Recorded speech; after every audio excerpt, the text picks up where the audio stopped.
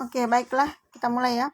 Kita akan bahas materi secara keseluruhan, garis besarnya tentang pemasaran sosial ya. Jadi ini kan lanjutan materi dari materi promosi kesehatan toh. Kalau kau ingat materi dasar Promkes itu, definisinya Promkes menurut WHO misalnya ya. Apalagi definisinya Promkes menurut WHO? Memampukan orang untuk mampu mengontrol faktor-faktor penentu kesehatannya. Jadi bagaimana caranya orang secara mandiri dibuat mampu menentukan apa-apa saja yang menjadi faktor-faktor penentu kesehatannya. Nah, sekarang pertanyaannya bagaimana caranya supaya orang bisa mengontrol faktor-faktor penentu kesehatannya itu menjadi perilaku sehat. Ujungnya Promkes kan kita berharap terjadi perubahan perilaku dari perilaku tidak sehat menjadi perilaku sehat. Nah, sekarang caranya bagaimana? Nah, salah satu cara strateginya itu adalah melalui social marketing. Apa itu social marketing?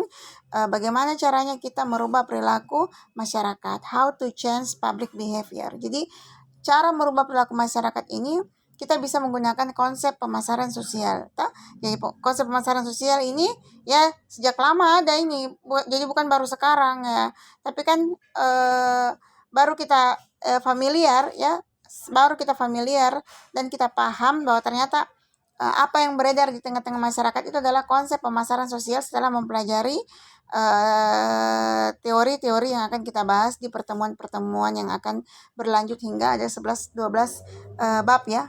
12 bab yang akan kita bahas. Nah, yang saya jelaskan ini adalah bab pembukaan di kau punya buku ya, pembukaannya. Nanti bab 1 sampai bab 11 itu kalian akan bahas akan lebih lanjut di pertemuan-pertemuan berikutnya.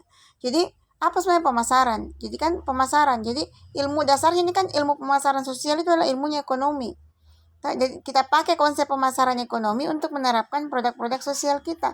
Jadi kan Anda kan sebenarnya ini adalah corong atau sales kesehatan. Orang Promkes itu atau orang Kesmas itu adalah sales kesehatan. Bagaimana caranya kita mempromosikan kesehatan ke tengah-tengah masyarakat? Bagaimana caranya supaya mereka mengenal, mereka familiar, tersosialisasi semua ide-ide atau produk-produk kesehatan yang kita punya. Oleh karena itu mari kita pakai atau kita pelajari dulu konsep pemasaran yang berlaku secara umum.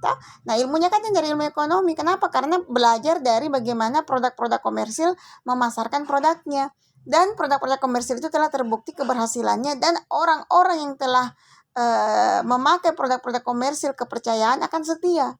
Itu orang-orang yang sudah tahu itu produk komersil dan cocok bagi dia, itu dia akan cari kemanapun dia berada ya. Produk itu dia akan cari. Kalau habis misalnya ya, kamu pakai produk tertentu misalnya sampo merek A, nggak ada di kios 1, kau pergi di kios 2, nggak ada di kios 2, kau pergi di swalayan 1, nggak di swalayan 1, kau pergi di swalayan 2, nggak ada lagi, kau cari lagi.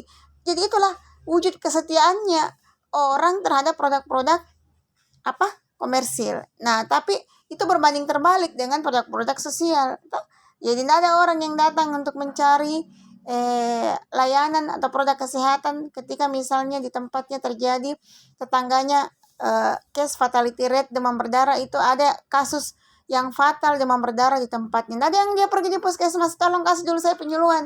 Di tempatku itu banyak ada korban orang meninggal gara-gara demam berdarah. Dia minta sendiri, dia cari itu, tidak ada di situ, dia pada pergi lagi cari tempat lain. Jarang sekali ya. Setianya terhadap produk komersil itu jarang sekali kita temukan terhadap produk-produk kesehatan. Maka ayo kita belajar sama-sama. Ayo kita belajar caranya, bagaimana caranya pemasaran komersil memasarkan produknya. Nah, kita pakai caranya itu untuk memasarkan produk-produk sosial dan berharap kita bisa mengambil pelajaran atau bagaimana kesuksesan yang mereka raih dan kita terapkan juga sedikit demi sedikit belajar untuk menerapkan produk-produk kesehatan. Nah, sekarang kita bahas dulu apa itu pemasaran sebenarnya. Jadi pemasaran adalah suatu proses yang terus-menerus berkelanjutan ya. Proses ini berkelanjutan yang tidak terputus-putus mulai dari proses pertama sampai proses selanjutnya. Apa itu? Ada perencanaan di dalamnya, ada harga, kemudian ada promosi, ada produk, ide, barang, jasa, itu produk namanya. Nah, berarti banyak proses yang terjadi di konsep pemasaran secara umum, tapi harus ada semuanya. Kalau nanti salah satunya tidak disebut pemasaran, misalnya kamu mau memasarkan sesuatu tapi tidak ada harganya, kan tidak mungkin. Kamu mau memasarkan sesuatu, saya mau bikin sesuatu nih, mau penyuluhan apa? Nggak tahu Mi, belum ada. Nggak boleh tuh, berarti belum terjadi pemasaran itu. Kenapa pemasaran itu harus ada? Perencanaan ya. Ini kan definisi perencanaan, ingat lagi tuh definisinya pendidikan kesehatan, upaya terencana untuk mengubah perilaku individu, kelompok, atau masyarakat. Upaya terencana, ingat itu definisi pendidikan kesehatan itu ya sangat melekat erat juga dengan pemasaran. Jadi pemasaran sosial sama kamu dengan pendidikan kesehatan, iya mirip-mirip Ji.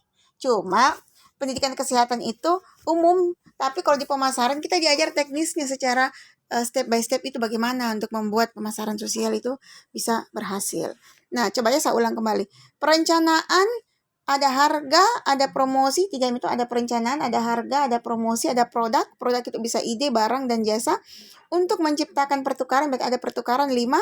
Dan yang keenam itu adalah memenuhi kepuasan konsumen yang pertama, dan kepuasan yang kedua adalah dari sisi provider ataukah tujuan orang yang menyediakan produk tersebut. Konsumen puas, kemudian produsen juga merasa tujuannya tercapai dalam hal menjual produk.